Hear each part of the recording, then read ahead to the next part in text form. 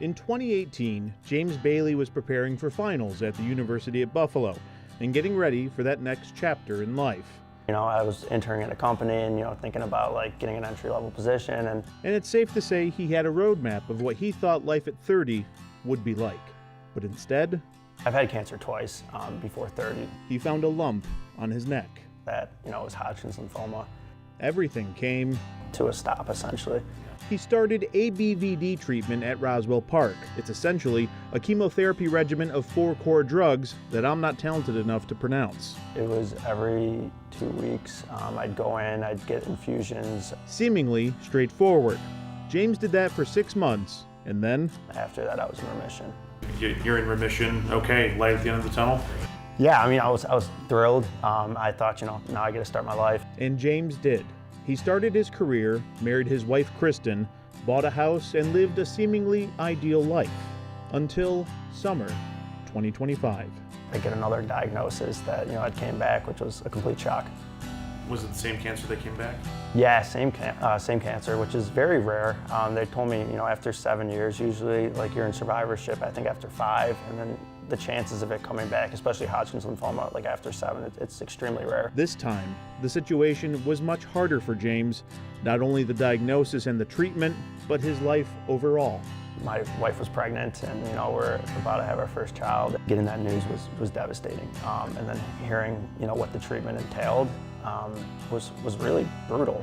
James would be receiving a stem cell transplant. They essentially took my blood, put it through a machine, took the stem cells out, froze it, and then they sent me to the hospital after, and I spent 7 days getting beam chemo, and essentially took my body down to the bare minimum, and then they infused my stem cells back. A process that was completely exhausting, he says. I needed to have a caregiver for a month, which was my wife, who had to take care of me. I needed someone with me constantly.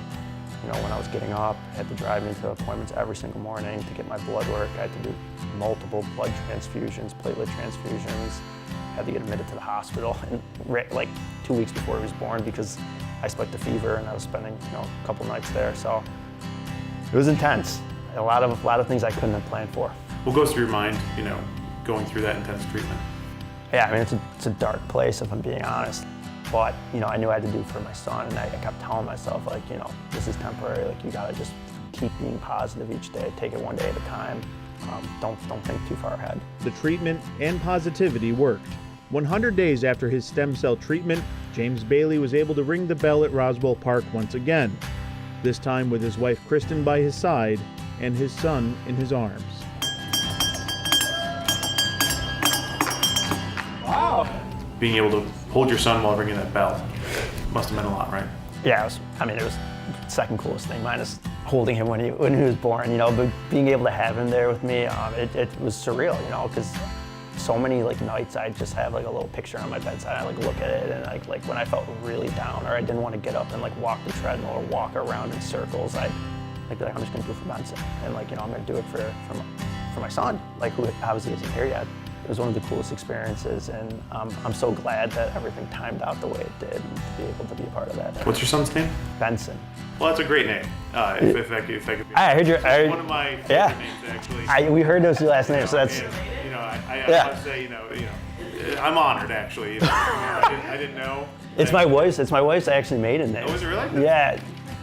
Where are you from originally? As the winter turned to spring and summer, James was able to play with his son and enjoy those first early months of fatherhood. And nearly a year after his second cancer diagnosis, Riding in this year's ride for Roswell. Yeah. It's a long journey. It is. It's surreal. It doesn't feel real at times, that I was able to rebound, and a year ago I was facing this battle, and here I am at the end of it, and now being able to give back and be a part of the ride this year. It means so much more this year, just due to the nature of everything our family's been through, and I'm just grateful that, I'm able to ride, and, not only ride for folks that just beat cancer, but, people that are currently fighting it too, giving them hope and inspiration that they too can get through this.